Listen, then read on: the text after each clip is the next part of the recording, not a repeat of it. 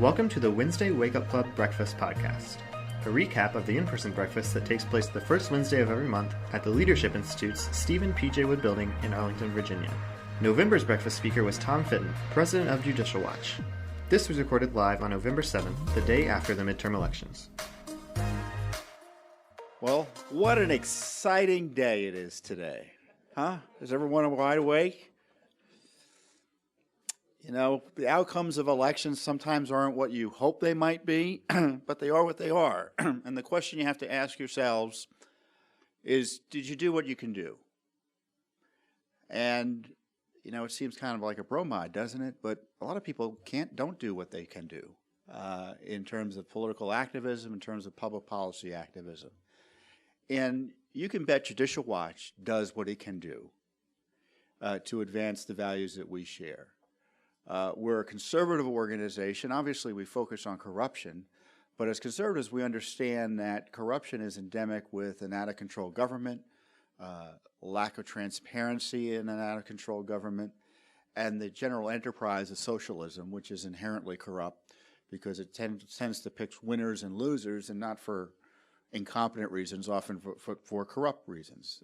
There's a few things that happen in Washington, D.C., in terms of major public policy advances, in terms of the liberal agenda, that you'd have to look behind the curtain to see who benefits and who loses. And usually there's some corruption involved there. So that's something that Judicial Watch understands, and it also shows the importance of having outside independent voices providing oversight of our government. Because I think we're in a crisis right now. I want you to think about this. We had elections, and let's pretend the Republicans had won. But let's pretend it was yesterday, for instance.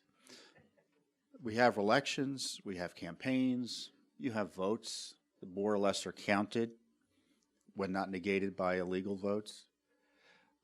Then they come onto the Hill and they sign essentially checks for billions and billions of dollars without as much as a hearing.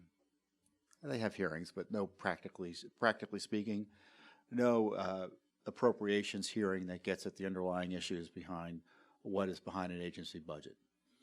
So you hear of cromnibus and omnibus legislation. That's what I'm talking about, these massive bills of spending that are approved in one quick motion by the House and then the Senate, and often signed by the President. And then the agencies get this money, and they don't think they should have to tell anyone about what they're doing with it. I exaggerate slightly, but unfortunately not much. They don't think they're answerable to Congress. They don't think they answer, in this case, to the President. So then we have the money being spent without any oversight. And then on top of that, this President, at least, I think, takes seriously the fact that the Constitution constrains what he does. But we've had presidents in the past, mainly 8 years of Obama, who saw the Constitution as an impediment, and he endeavored to be a despot in many ways.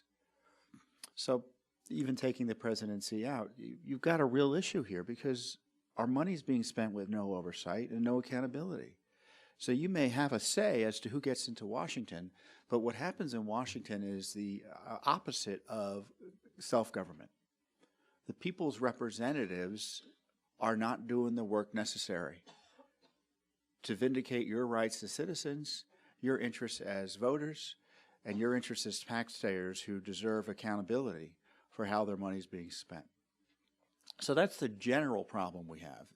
And then you get into drill down into the details. You have the lack of oversight by Congress generally on issues of scandal that we're concerned about. And the crisis is exacerbated because not only does the administrative state think that it's not answerable to Congress or the President, but now they've taken steps to overthrow the President. And I think that's the big issue of the Trump presidency. It's one that the House leadership failed to grapple with, and so now there's no longer a majority Republican House. You have, beginning in 2016, let me go back to 2012. You had the entire 2010, you had the rise of the Tea Party. And the left did not like that. President Obama did not like that. He excoriated the Supreme Court during a State of the Union address. And they didn't like it, so they thought of ways around it. And one way around that was to use the IRS to suppress the conservative movement that was arising, they thought, as a result of this 5-4 decision in Citizens United. They targeted so-called dark money and specifically the Tea Party. And as a result, if you were a Tea Party group trying to get active between 2010 and 2012, you were unable to because the IRS refused to approve your application or hounded you with harassing questions that were invasive and violative of the law. And in effect, the President of the United States, then, who was running for re-election, was able to steal his election in plain sight because the IRS suppressed the entire Tea Party movement against him. You may recall in 2012, people said, "Where's the Tea Party?" But you may not know this, and this is something that Judicial Watch uncovered. Those of you, I'm assuming most of you know what the sort of the work we do. We use the Freedom of Information Act to get access to government records. We sue government agencies when they are engaged in wrongdoing. Minor activities. And one of the things we found in our IRS Freedom of Information Act litigation, and we uncovered it, not Congress, not the media. It wasn't voluntarily disclosed. It was disclosed as a result of going to federal court to force them to turn over records. The IRS collaborated just shortly before the scandal was exposed with the IRS and with the FBI and the Justice Department to figure out ways to prosecute the very groups that Lois Lerner was suppressing. And in doing so, this is something competent that Congress did. It was actually Jim Jordan who did this. He found out subsequently not only did they collude, but the collusion included sending 1 million+ pages of IRS records to the FBI for them to review, meaning virtually every file they had on every 501c4 social political organization in the country. And only after that was exposed did the FBI turn the records back over to the IRS and said, well, you know what, we weren't allowed to have these to begin with. Included donor information. Guess who was running the FBI during that collusion period? No. Robert Mueller was the FBI director. So when we mention Robert Mueller's name in Washington, D.C., we're all supposed to get down on our knees, fall down to the floor, and give him homage. That's Robert Mueller's FBI, happily colluding with the Justice Department and the IRS to figure out ways to jail President Obama's political opponents. Is it any surprise in 2016 that the same group of people would come around? Mueller wasn't there at the time, but he would come late to the party, use the very same powers of government to abuse and target opponents of the president? Of course. And that's why you had the FBI and the Justice Department and the CIA, maybe even the Defense Department and who knows who else, misuse the powers entrusted to them by the American people to spy on the Trump team. I could go into the details about how that happened and who did what, but you all know. Peter Strzok, Lisa Page, you know the general outlines, right? James Comey, Andrew McCabe, Loretta Lynch, Susan Rice, John Brennan, and at the same time protecting Hillary Clinton from crimes that anyone else would have been arrested for and been prosecuted for. And I don't mean in terms of she should have been arrested. No, because of some vague national security crime. No, she would have been arrested if she were a regular federal employee. She would have been arrested. Some of you are probably former federal employees or current federal employees. 4.5 million people have access to classified information, have national security clearances. All of them know Hillary got away with it. But in many ways, again, thanks to Judicial Watch, and I'll talk about this a little bit more detail, she didn't get away with it, and I'll tell you why. But I'll tell you how we found the documents, because Judicial Watch is the group that uncovered the Clinton email scandal. Again, not Congress and not the media. And I give you all this background to let you know, I'll digress a little bit, that don't worry about what happened in the House. Judicial Watch is here.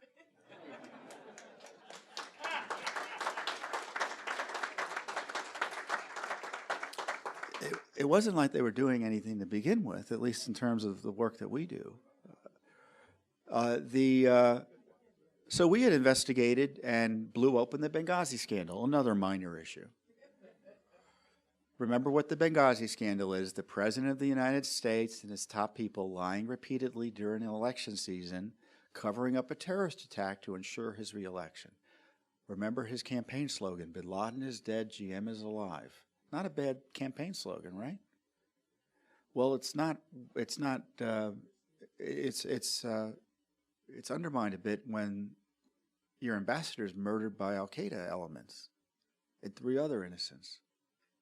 So they lied about it. They said it was a spontaneous demonstration caused by an internet video created by a right-winger who they arrested, when in fact they knew it was a terrorist attack from the beginning. And Judicial Watch uncovered that. We uncovered White House documents showing that the talking points used by the corrupt and lying UN Ambassador Susan Rice on 5 Sunday morning talk shows was set up by the White House. They said it was the intelligence services that gave her the information she used. No, they're talking points composed by the White House, the political operation. But so that led to the creation of the Select Committee on Benghazi, another minor issue that Judicial Watch was behind. But one of the things we noticed in this mega Benghazi scandal, we were doing a lot of great work there, was no Clinton emails. And little old me, I'm an innocent person, I thought, well, maybe Hillary didn't use emails. Maybe she was First Lady, she ran for the Senate, then she ran for the presidency and lost. Then she was Secretary of State, and of course she ran for the presidency, lost again. But you can imagine someone from that background, maybe the email revolution had passed her by. Maybe she was just oblivious to it all, right? Well, thank the Lord we don't trust my guesswork. We just do the investigative work to make sure that we're right about this. There are no emails. So we asked again, where are Clinton's emails? And more or less, the government told us, well, we gave you everything other than these other things we haven't looked at yet. And they finally admitted to the Clinton email scandal. And we're still in the middle of it, believe it or not. We had 3 court hearings last month on it. There's another one, I got to figure out when it is, but it's this month, about whether or not she's going to have to answer more questions under oath. And that Clinton email scandal led to the disclosure of not only the scandalous misuse of this private system to avoid Freedom of Information Act requests, congressional inquiries, subpoenas, other demands, but also showed the mishandling of classified information that she lied about, and also exposed the pay-to-play scheme where the State Department was a vehicle for taking care of Clinton Foundation donors. There was no line between the foundation and the State Department. And Hillary Clinton isn't president because of that. We want her prosecuted according to the law, or at least we want an honest investigation. Whether she gets prosecuted or not is one thing. But the idea that Hillary Clinton has been held accountable simply isn't accurate. Because I think if the American people were sitting as a grand jury on Election Day, I think they indicted her, don't you? And she's not president because of this corruption uncovered by Judicial Watch. Now, we didn't do this because Hillary Clinton was running for president. In fact, I didn't think she was going to again, don't listen to me. I run Judicial Watch. I'm not Morton Blackwell. I'm not the political guy. I thought, well, she's not going to run for president. I thought she was just in it for the money there. Well, I was right in one respect and wrong in the other. She was in it for the money, and she was going to run for president. So that's a remarkable development. Now, the question for the Justice Department, and one which hasn't been answered, and I'm trying to get some answers, is why is the Justice Department refusing to do anything about Hillary Clinton? As Jeff Sessions and Christopher Wray, the FBI director, have they endorsed what James Comey and Loretta Lynch did in 2016? That she didn't violate the law or anything she did wasn't worth a prosecution? Is that their view too? I haven't heard them say one way or another what their view is. They may have decided that to prosecute Hillary Clinton is a bridge too far politically, or it may not be in the public interest to do so. But I like to hear them say that, because Judicial Watch continues to get document after document showing that, for instance, remember, she only turned over half of her emails. She said she deleted the other half because they were about yoga and wedding plans. I love this. It was about wedding plans. Didn't you all have a governor who was facing criminal prosecution over his wedding plans for his daughter? So weddings aren't as personal as politicians like to think they are, aren't they? But it turns out the FBI was able to recover a portion of the emails that she deleted or otherwise tried to withhold, and that included classified information. So we've been getting those documents and showing repeatedly over the last, basically this last year, in dribs and drabs, the documents have been coming out to us that she had classified information that was being destroyed and deleted. Further evidence of national security crimes by Hillary Clinton. And outrageously, she only had her security clearance yanked a few months ago. Well, she said she withdrew her national security clearance. She asked that it be administratively ended.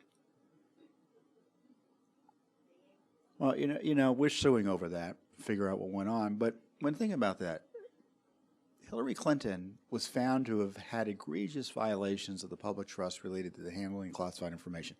Whether she's been prosecuted or not is another matter. Yet this person was allowed to keep her security clearance up until August of this year. Now, we can't blame Barack Obama for that. We can't. Which leads me to the other crisis, and the related crisis. Of course, Hillary Clinton was working with the FBI and the Justice Department to try to destroy Donald Trump too, which I think is, politically, if you can get away with it or get it done, more power to you. But that's not good government. And especially if you're working with Russian intelligence to launder scandalous material into the FBI and Justice Department to justify spying on your political opponent. So this same Justice Department, this same group of senior FBI officials and DOJ officials were working hand in glove with the Clinton campaign while allegedly investigating them. So that was the result of what happened in 2016. We saw Hillary Clinton protected and the Justice Department and the FBI going full bore against President Trump. And the scandal is they still are protecting Hillary Clinton and still going full bore against President Trump. Jeff Sessions made the terrible mistake of recusing himself. He didn't need to do that. You had James Comey steal I hear stealing FBI files. I say Clinton. No, it was Comey stealing Donald Trump's FBI files, leaking him to the New York Times with the express purpose of getting a special counsel appointed, which the Justice Department happily did. And this special counsel has been harassing and impeding the president ever since. And the harassment is evident. How is he impeded? Well, he's not allowed to talk to the Justice Department about substantive matters related to the corruption that we're all talking about here, the misuse of FBI and Justice Department resources. He's not allowed to get the Justice Department and the FBI to release information or declassify information. He's not allowed to talk to foreign leaders. He's not allowed to do his job as president. Now, I know he is allowed to do all of those things, but because of this harassing special counsel investigation, he's been put in a box. And I remember talking to someone in the White House about this issue with the Justice Department, and they said to me, Tom, one thing we got to understand is after this is all over, we got to figure out a way to bring the Justice Department back into our government. Because this Justice Department thinks it doesn't answer to the president. Going back to what I said in the beginning, talk about of the agencies that are most out of control, the Justice Department thinks it answers to no one. It has contemptuous of the Congressional Oversight and Republican oversight. It was contemptuous of the president's directions on this major matter. And so we have this ongoing effort by the president's own Justice Department to investigate him and harass him. And he's not allowed to say anything about it, or so we're told. And more importantly, he's not allowed to do anything about it, or so we're told. So he can't fire Sessions, he can't fire Rosenstein, he can't fire Mueller. Now, I'm not suggesting he do any of that. I think the Mueller investigation should be shut down. But it's a significant constitutional crisis. Now, Democrats are going to come into the Congress, and of course they've been able to use the Justice Department to harass and abuse the president. They're happy to have Mueller operating. But of course, the Republicans, did you hear any Republicans talk about Mueller in any significant way? Even our friends? Anyone talk about bringing Mueller in to testify about his inability to find any Republicans to work for him? Think, basic issues like that, about the corruption behind his appointment, about the fact he had Peter Strzok, this anti-Trumper, leading his investigation, and then having to axe him because of these text messages showing he was an anti-Trumper, but hiding that from the American people for 4 months. Where's the accountability for Robert Mueller? Well, we're not going to get it. We didn't get it from the Republican Congress. They were afraid. The Democrats are going to incorporate the Mueller approach, I would presume, into the way they manage the Trump administration, or try to manage the Trump administration.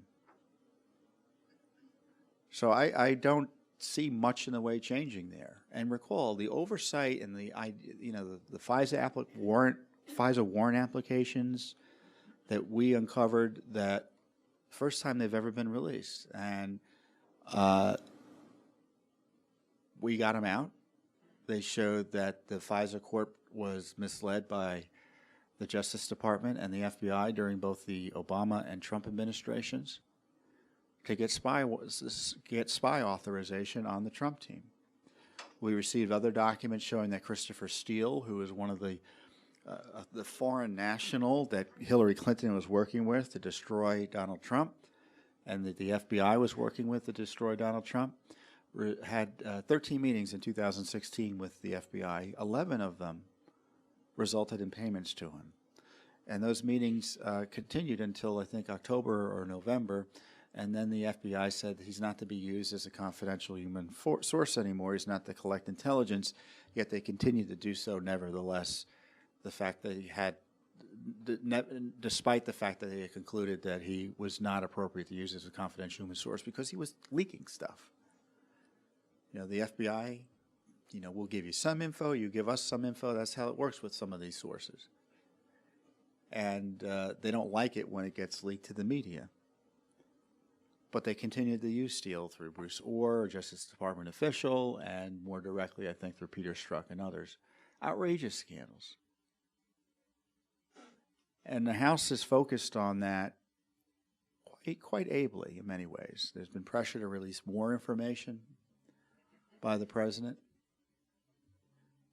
Pressure on the president to release more information. I thought he was going to do it, but then he deferred to the deep state. I don't understand why he did that. But there's never been a focus on Mueller directly. And I really think there's this constitutional absurdity of the Justice Department investigating the president for his official acts. And it doesn't mean the president is above the law. It just means that the Constitution needs to apply to the situation. You can't force the president to investigate himself. It's absurd. Who does Mueller report to? The president. And he's being investigated for firing Mueller's boss, that Mueller, for a position that Mueller applied for or talked to the White House about taking. A firing that was approved by the guy who appointed Mueller, Rod Rosenstein. I mean, it's a circular firing squad, and constitutionally, it's an abomination. Now, the other side of that coin is, if they want to investigate what the president did in his official capacity, the constitutional way of doing that is through congressional oversight. But even that is limited by the Constitution because the president is a separate branch of government. And Congress obviously has an interest, and you get into your traditional back and forth between Congress and the president. And it will be a lot of yelling and screaming, which is not unusual in Washington, D.C., but at least it's constitutional yelling and screaming, the typical tension between Congress and the executive branch in oversight fights. as opposed to the Congress hijacking the Justice Department to harass the president. I mean, imagine you're president of the United States. Every time you have to talk to Russia, you're worried that special counsel's listening in or going to be asking you questions about it. And since the special counsel has a virtually unlimited view of the scope of his authority, maybe every communication he has with anything that is almost indirectly tied to Russia is subject to scrutiny. And I don't think the president should be harried that way. So Judicial Watch is second to none in investigating what's going on with this deep state attack on President Trump. We have over 30 Freedom of Information Act lawsuits. We've had key disclosures as a result of those lawsuits. And it looks like our work is going to be more important than ever. I know it's hard to say how important our work was and then say we're going to be even more important, but it looks like we're going to be even more important because the House is going to focus on irrelevancies. They can do their investigations into issues they care about. But one of the first things they said, and I'll close with this, and I'll leave it open for questions because you probably all want to do a little therapy. They said they were going to get President Trump's tax returns. The abuse begins immediately, doesn't it? They just can't help themselves. Now, tax returns under the law can be reviewed by, I think, the chairman or responsible leadership of the House Ways and Means Committee. They have the right to review tax returns privately. But there's got to be a lawful reason for doing so. They were investigating, for instance, the IRS scandal, so they needed to review private confidential tax information of American citizens and organizations in order to do that work.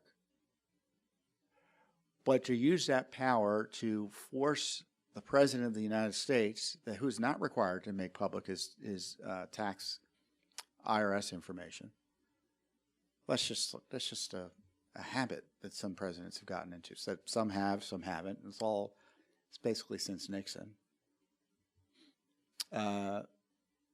There's no good faith basis for having your political opposition review, even if it is the so-called first branch, the first branch, to review one's tax returns.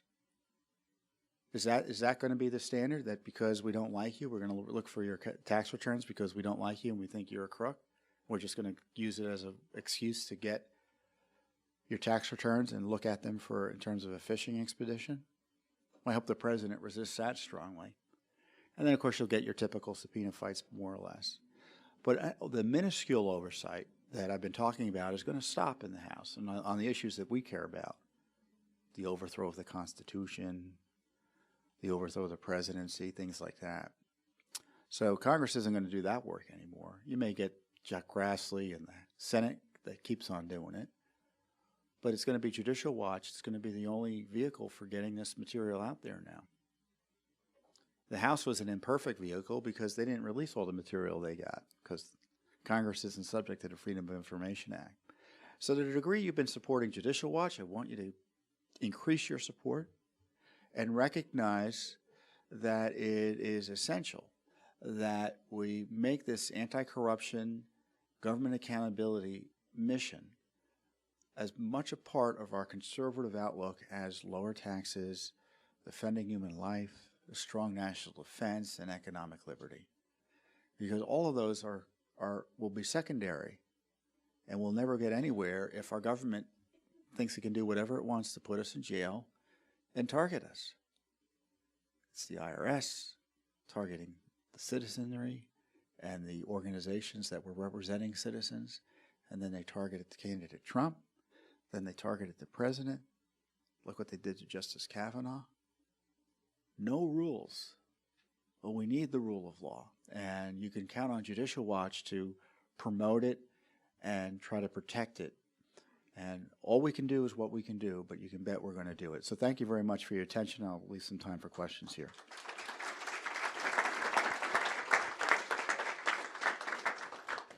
We have microphones, so if you just call the person. I'll let the folks with the microphone. I've been a long time supporter of your organization, but I have a question about I remember they appointed, I think, former U.S. attorney out of Utah. I can't remember, was it look at Benghazi or Hillary stuff? And the guy's like dropped off scope. Have you guys heard anything? What is he doing? I mean, is he in a coma or something? I mean, it seems like he was appointed right in 2017, and I haven't heard anything of what he's doing. I don't even know if he still exists. Thank you for your support. The U.S. Attorney is John Huber. I think that's how his name is pronounced, Huber. He's in Utah. So if you're thinking of having a good person to investigate what's going on in Washington, you appoint someone from Utah to do it. And the appointment was part of an effort to take pressure off the Justice Department to get a special counsel to investigate the abuses I'm talking about. And when you look at what Mr. Huber was asked to investigate, he was basically asked to do nothing. He was asked to review and suggest to the Justice Department whether something needs further investigation. So he's doing exactly what he was appointed to do, nothing. We got some other, let's go to this side next. Who has the microphone? Yeah, pick someone. Thank you. With the... Go ahead. Okay. I was pointing to him. He can take it. That's fine.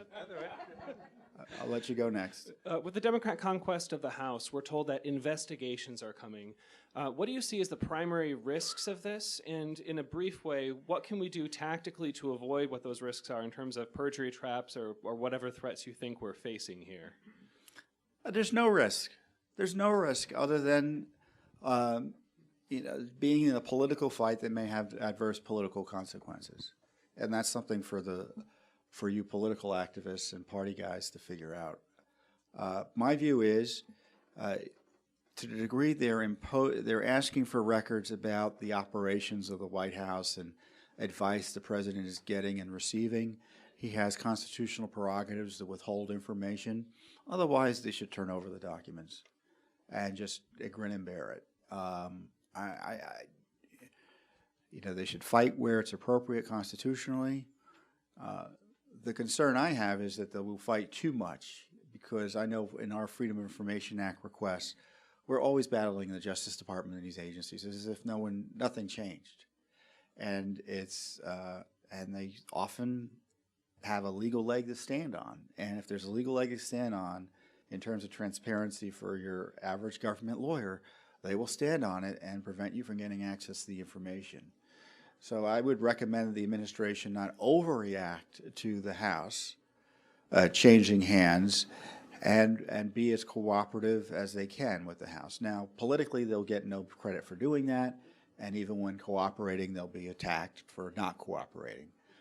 But I think it would be good to be perceived as doing so. I mean, politically, it would be good to be perceived to be doing so, and in terms of policy, it would be good to do so, but that's easier said than done in terms of whether or not the House is going to restrain itself in terms of its, if the focus is going to be on the president's tax returns, that's just going to be a Donnybrook. Yes, sir. As an American taxpayer, I look at the Mueller investigation, and I don't, for the life of me, understand why the same degree of scrutiny isn't being given to his return on investment and how his money's being spent, and why the American people are continuing to watch this fiasco without understanding the cost involved in that for the American people. Thank you. Well, we've asked for the budget information. Justice Department refused to give it to us. Congress refuses to do that basic oversight.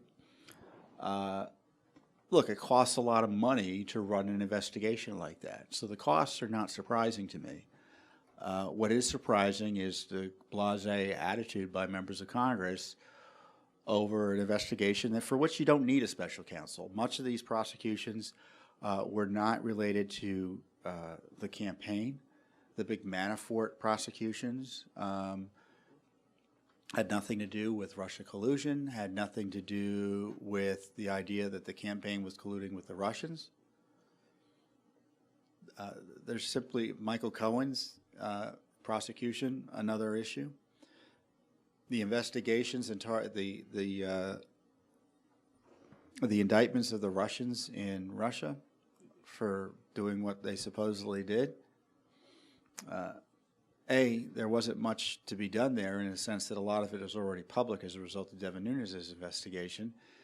B, as soon as they filed the indictments, which would never be pursued because they're Russians living in Russia, they gave them back to the Justice Department for them to pursue, meaning that they're never going to really be pursued. So they're filed, and then the special counsel doesn't do anything after that.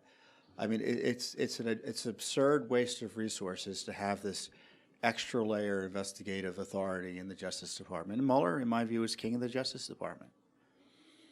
No one's allowed to ask questions. He's the tail wagging the dog in the Justice Department. And there's a story in the Washington Post, if it's to be believed, a few weeks ago, where Andrew McCabe, who reports to Rod Rosenstein, were arguing in a room with Mueller who should recuse themselves. McCabe saying Rosenstein should recuse himself. Rosenstein said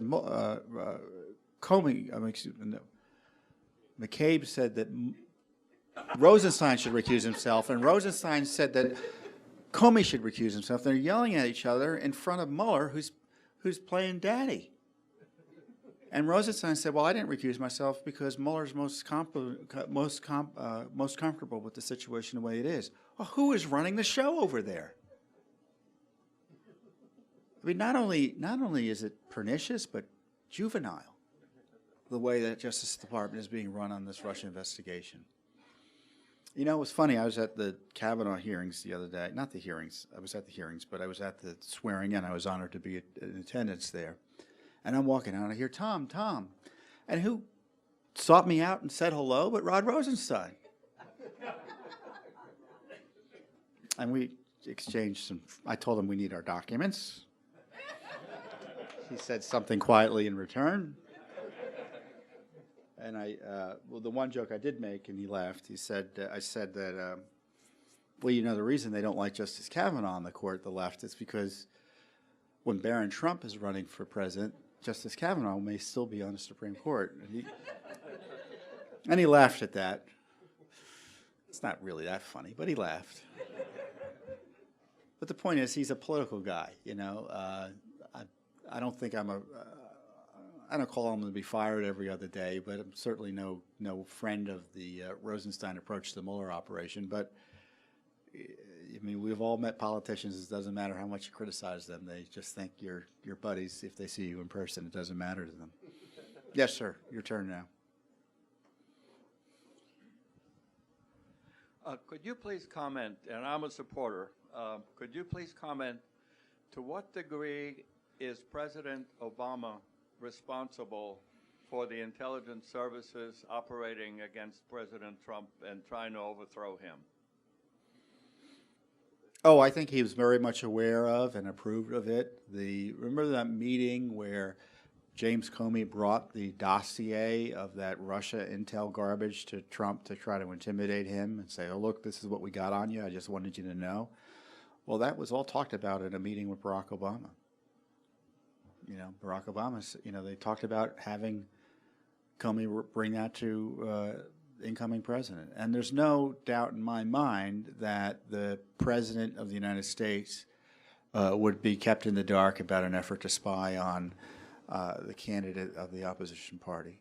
You know, you have to recall, President Trump's involvement in that election was historically largely unprecedented. It hadn't been for 100 years that you had an incumbent president as actively engaged in supporting his candidate's choice to succeed him as President Obama did. I mean, you can just think in recent history. And George Bush wasn't on the hustings for John McCain. It just didn't happen. Ronald Reagan was not on the hustings for George Bush even. It just hasn't happened recently. And you think of it recent history, but you can go back 100 years and it hasn't happened.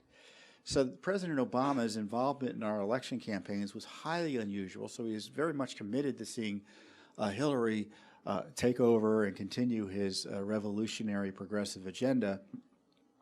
So I have little doubt he didn't use every power available to him, both licit and illicit.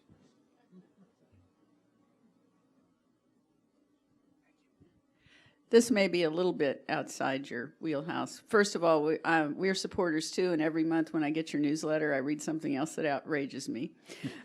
But I have friends who lean towards the left, and I can't say much to them, but I try, and they just act like none of this matters. And how do I get the word across, get the idea across to them that this stuff matters? Well, you know what? Washington distorts the views of Americans in the sense that there are many issues that Americans have wide agreement on. And I think most Americans don't like corruption. And I think when talking to leftists, you should say you're concerned that the Justice Department and the FBI was being misused to target their political opposition. And you may think it's okay now because it's President Trump, but you won't think it's okay when it's someone on your side. And what we need to do is figure out ways to make sure our Justice Department and the FBI are accountable to our elected branches of government. The president, who is presumably overseeing them and appointing them and supervising them, and Congress. I mean, that's a general issue. Now, the left isn't, leftists in the activist sense aren't honest, so you can't really discuss with them about this. I mean, they know exactly what I'm talking about. It's power politics, and, everything is a vehicle for getting what they want. And so, they can't put us in jail. So they use the IRS to target us. I mean, so they use what they can do legally and get away with it. But I think most everyday Americans, everyday voters, have concerns about the issues I'm talking about. Last time we checked at Judicial Watch, we have I'd say we have almost 700,000 active supporters. I think a third of them are Democrats. I mean, and of course that just makes sense. Who's in favor of corruption? Who's in favor of corruption? Who's in favor of government secrecy? No one's going to say they're in favor of corruption and government secrecy. Sometimes I will, in terms of government secrecy, because I don't think everything should be published. But most Americans agree with us generally. It's the specifics, so don't get into the specifics. Talk about the general idea of being anti-corruption. Yes? You mentioned towards the end of your presentation, just as a kind of aside, that Congress exempted itself from the Freedom of Information Act. In the history of the deliberations and when that act was enacted, do you recall what the rationale was, that what they gave, that why they should be above the law? Well, I don't know if they exempted themselves per se, as opposed to setting up a law to make sure that the president, the executive branch, is subject to the Freedom of Information Act. The law was enacted in 1967 or 68, so I don't recall whether that issue came up. I've raised it repeatedly when I testify. As was noted in the intro, I do testify regularly. There are members who kind of acknowledge about FOIA should apply to Congress, but they don't want to do it. I mean, you could just imagine why they don't want to have FOIA apply to Congress. Look at those sexual harassment claims that we've been, and it's constitutionally it's an odd thing, because then Congress would be subjecting itself to potentially oversight by the courts, right? You could have the president file Freedom of Information Act requests. How would that work? So you can understand why it might be one of these constitutional conundrums that you may not be able to get to. But I'm convinced that both the judiciary at the federal level is also not subject to FOIA, that you can get access to information about Congress's general operations administratively, for instance, while protecting the prerogatives of individual members who are maybe constitutionally like all little mini presidents in terms of having their internal deliberations and communications protected. So I think there's a way of threading the needle that gives more transparency to the American people about the way Congress operates while protecting the constitutional prerogatives I think we would all agree Congress has if we thought about it in terms of our Republican form of government that the Constitution set up. I'm always happy to work that through with members. Maybe Nancy Pelosi will be interested in doing it. Hey, don't laugh. Judicial Watch was one of the few conservative groups that worked with Nancy Pelosi to reform the ethics process on the Hill. So we've worked with her in the past.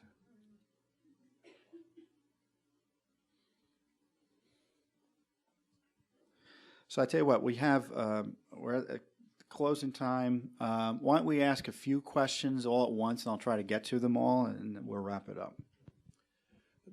I'm also a supporter of Judicial Watch. My question is, why can't the Senate succeed to the oversight role that the House has previously played? Okay, let's get another question in there. Anything over here? Yeah, I think the elephant in the room here is the media, and I wonder if the Judicial Watch has any ideas or any involvement in trying to get their message just saturates the country, the airwaves, the papers, magazines, TV shows, late night talk. Is there anything that the Judicial Watch can do to help blunt that a little bit? Okay, let's get a third one here. Yeah, tremendous admiration for what you do. It takes a lot of courage, I'm sure. And when I try to put myself in your place, could you just say a little bit about the many, many crosshairs that you have to people and forces that are threatened by you? Can you say a little bit about that? Okay. Let's get one more, because I won't be able to track more than 4 topics. Okay, well, why don't we get this lady up front here? Thank you. I just wonder, will this ever end with the Mueller investigation and everything else, or are we just going to go through collusion forever? When I was really young, I remember President Nixon, like he was, impeached, and him leaving, something dramatic like that happening, or we're just going to put this underneath and just go on with life. Right. Well, I'll answer that last question first. I don't know what the Democrats' thinking on this. My guess is they'll be like the Republicans. Republicans always like corruption issues, not because they were interested in pursuing things to their logical end and substantively, but because they got a political benefit from pursuing investigations. To the degree they even did it, that's what their thinking was. So they didn't want to push too hard and get too many people upset. They just wanted their opponents to have a low-grade fever as a result of all these investigations. And if I were Democrats, that's probably, my guess is that's what they're thinking, that they don't want to push too hard, and they just want to keep the president off kilter with investigations. And while pushing hard enough, that keeps their lunatic base, to the degree they want to blow up the system, happy. So that's probably what's going to happen. I just don't think these investigations are going to go away. Even if the Mueller investigation ends, the congressional investigation will pick up. The Democrats could do an impeachment inquiry. You're just talking about impeachment. That would be politically feasible for them. That's what I would think about. The question about the Senate, it's going to be up to individual senators to do this, I think. Chuck Grassley's got a good team in terms of following up and doing inquiries. Otherwise, the Intelligence Committee, as currently constructed in the Senate, is a creature of the intelligence community. So they're not going to do much. It's essentially being run by the Democrats. I just don't see much in the way of the Senate doing anything other than by some individual members. But they're going to have 3 more conservatives come into the House. No, not really. 2? What is the current plus for the Senate? 3, maybe 5? 3 to 5? So Mitt Romney is going to be a weak sister. But Cruz is still going to be there. I would say, the incremental gains in the Senate for conservatives will have an outside influence or an outsized impact. So we may get better Senate investigations as a result, but I'm not hopeful. The media. Well, Judicial Watch does what it can to get the word out through the media. The media has always been anti-Republican and anti-conservative. Fox is successful because it is the opposition media, and nature abhors a vacuum, and they've stepped into this vacuum. But, you know, we even had problems on Fox. My colleague Chris Farrell was on Fox, and he talked about George Soros and the caravan in a very factual way, and the left went crazy, and he's been banned from Fox for the foreseeable as far as I know, I haven't been on Fox in 2 weeks. So, you know, that's why we always have to use our own media. And this is, I think it's not so much a media issue because, you know, Fox shows you know, as long as you've got a competent, widely available, conservative-oriented media, we can have wide success. You know, we can really negate a lot of the negativity from the generally controlled liberal, the liberal-controlled big media. This is why the internet freedom issue, I think, is a big issue, because the efforts by Facebook and the Twitter and these others to censor conservatives is significant. You know, let me be positive there. I mean, we're winning. We're winning on the internet. We're winning on Fox News. We're winning on judges. If we were losing, the left wouldn't be breaking the rules to try to suppress us. They wouldn't be breaking the rules and assaulting senators to try to change the outcome. If we were not successful on the internet, do you think corporations would put their necks on the line by suppressing conservative speech in audacious ways? Of course not. But because they're desperate to keep us in a corner and they realize they're not able to online, that's why they're breaking the rules to do so. So we got to really strongly defend ourselves. And I don't know, legally or legislatively, it's unlikely anything legislatively will happen over the next 2 years, but I think that's an important issue. You know, look, we're not really in the crosshairs. I mean, there are people who don't like us, but I joke the most dangerous thing I do is get on the red line. We were audited by the IRS during the Clinton-Bush years. You know, we've been harassed because of our criticism of George Soros, but we're just going to keep on doing what we're doing. And the worst that will happen is, in my view, is that, you know, we'll have more administrative costs for harassment by government agencies, but I just don't see it happening.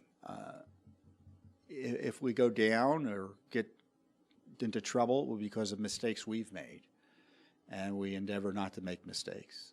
I mean, when you see me on TV, you know, I'm just as crazy as you all are, but I try to keep it factual. I try to be strong and direct in my conclusions about what the facts show, but it's kind of hard to argue with someone who's coming on to disclose what's in a government document. So by keeping things factual and honest and direct, I think you kind of protect yourself from too much in the way of criticism. It does not mean that they won't not criticize you, as Chris Farrell showed, but you know, take it on Soros, you get significant pushback. You're being called anti-Semitic or racist. I didn't know George Soros was Jewish until until I was told criticizing him was anti-Semitic. Because that's not why we do the work we do. We do, you know, George Soros has $1 billion to spend this year, and he's getting tax dollars to do his work as well. And his people are working with the State Department and USAID to direct spending on other tax dollars. I mean, that's objectionable. I mean, George Soros is a radical leftist. Criticizing him is appropriate, especially when there's an intersection between the work he does and the government support he's able to leverage to get that work done, where he's undermining the values we share here at home and abroad. And if he wants to do it on his dime, that's fine, but he shouldn't be doing it with your tax dollars. And we're not going to stop investigating that and exposing it. And again, it's because we were being effective did we get the criticism. So to the degree we are in the crosshairs, I kind of welcome that because it shows that we're on target. They hate what we've been saying about Mueller. I mean, whenever I get a call from a reporter telling them they want to do a feature on me, I don't want to do a feature on me. Why do you want to do a feature on me? Who cares about what I do? It's about what Judicial Watch does.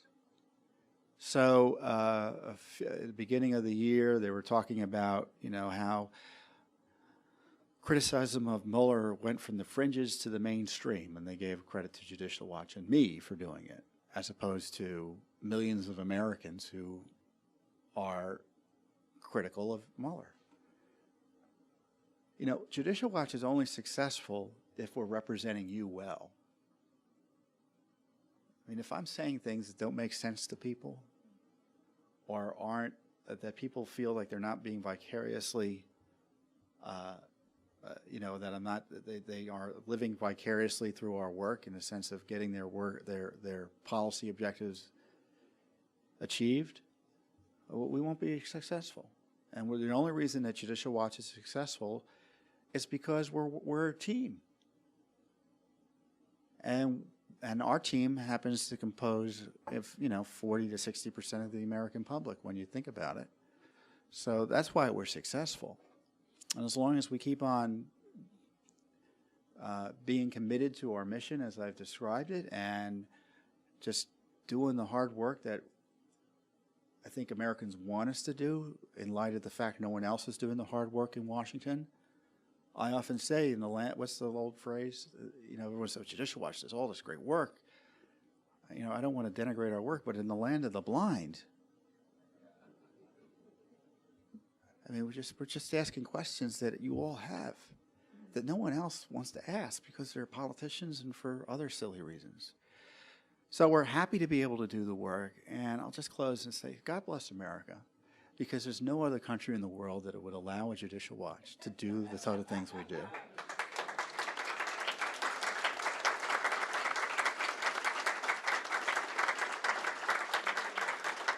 I do not have to worry about being invited to the U.S. consulate abroad and being choked to death and dismembered by members of the deep state. Yet. But seriously, that's the wonders of America, and this is a precious, precious right we have. The ability to hold our government to account the way we're able to under the law, because it's a right most citizens of the world don't have, and to the degree it's exercised by anyone else, they face threats to their life and limb and property. And I'm not just talking about Timbuktu. I'm talking about what are considered to be Western countries. In the United Kingdom, for instance, it's only recently did they have a FOIA law put in place. I think it was in the last decade or so. I like to say it's last year, but as I get older, my time constraints get elastic. But we live in a great country, and so that's why we've got to be adamant in protecting our right to know what our government's up to and reminding the politicians that they work for us and not the other way around. Thank you very much for your time.